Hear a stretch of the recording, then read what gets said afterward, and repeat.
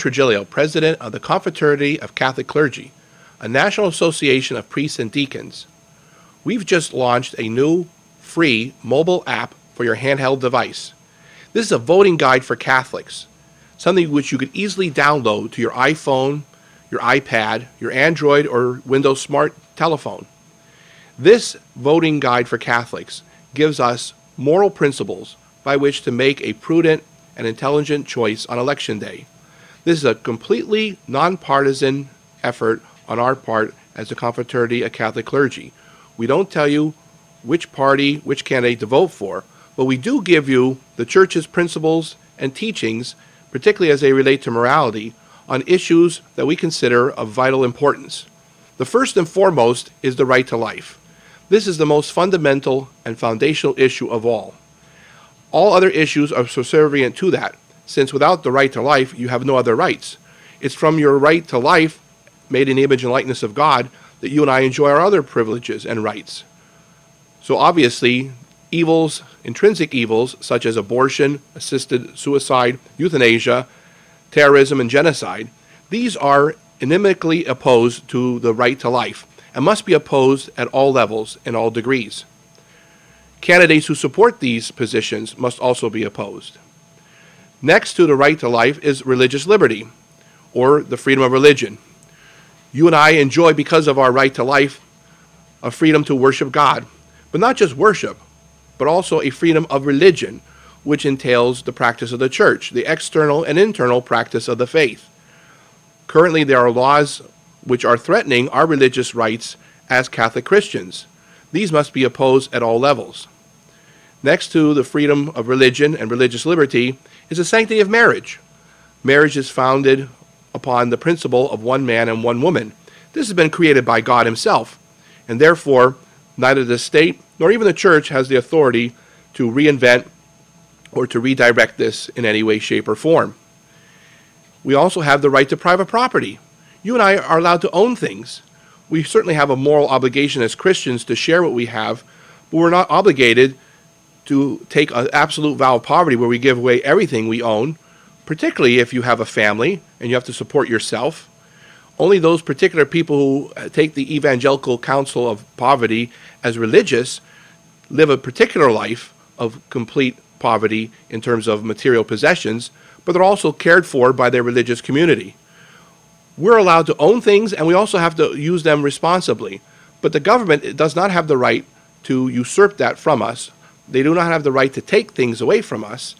And the issues of increasing debt, whether it's at a private level, people in hawk up to their eyeballs, or increasing national debt, which is going to affect present and future generations, is all part of this issue of private property. We also have the issue of access to necessary goods. Part of my and your responsibility as a human being is that we must make available to people access to things they need. For instance, food, clothing, education, work, health care, medications, but it doesn't mean that we provide these things for free.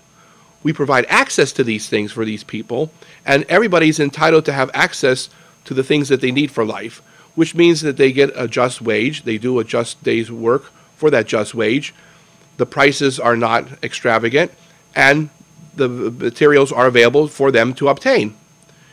We also have the issue of war. The just war doctrine, which goes back to St. Augustine and St. Thomas Aquinas, has always been in place in the natural moral law.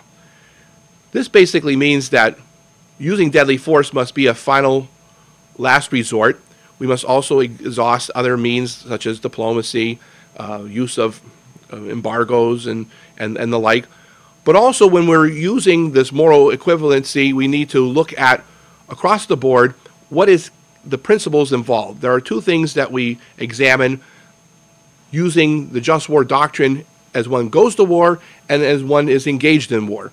So it's more than just saying you have to have a just cause. That's one of the first and obvious reasons that you can label something either a just war or not. You must have a just reason to go to war.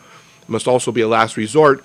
But you have to use just means during that course of the war, which means that you and I are not allowed to directly target which we call non-combatants. This doesn't mean civilians. This means people who are not carrying weapons, people who are not an imminent threat. In older times, it used to be a distinction between civilian and the military. But as we've seen in more recent times, people can be dressed as civilians, or they can be actual civilians and not be part of a military and be launching grenades, shooting with guns. It's the non-combatants, these people who are not involved in the direct battle, who do not have weapons, that we are not allowed to target. We must also use a proportionate amount of force. We can't wipe out completely a whole people or a nation just for the sake of war. We have to have a reasonable hope of success. When we look at these moral principles, from the right to life to the issue of war and peace, this mobile app will help you, we believe, in every election, presidential, gubernatorial, congressional, senatorial, in every single election, because these principles are based on the gospel values and the magisterial teachings. I hope you will download this and use it to your advantage. Thank you.